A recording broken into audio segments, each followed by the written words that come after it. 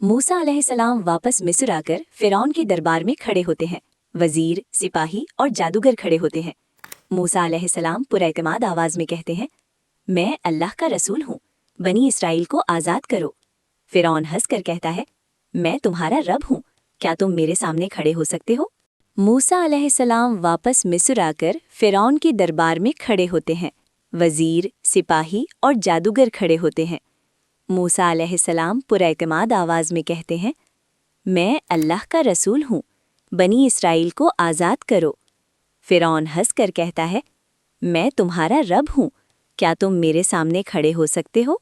फिरौन अपने सबसे बड़े जादूगरों को बुला लेता है। जमीन पर रस्सी और लाठियां फेंक कर वो जादू दिखाते हैं। लेकिन जब मूसा अलैहिस्सलाम अपना असा फेंकते हैं तो वो एक बड़ा सांप बनकर सब जादू निगल लेता है।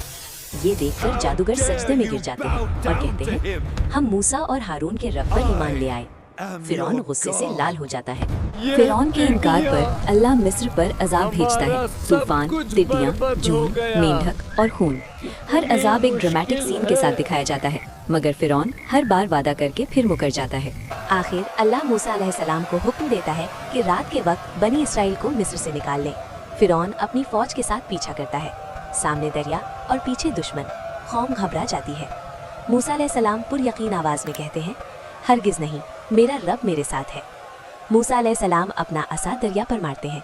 पानी दो हिस्सों में तकसीम हो जाता है। ज़मीन सूखी होती है।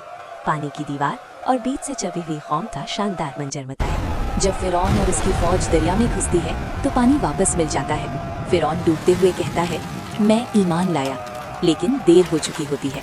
जुल्म का अंजाम हमेशा तबाही होता है। इस कहानी का पैगाम ये है कि हक हमेशा जीतता है, चाहे जुल्म कितना ही बड़ा क्यों न हो। अल्लाह पर यकीन रखने वाले कभी तन्हा नहीं होते।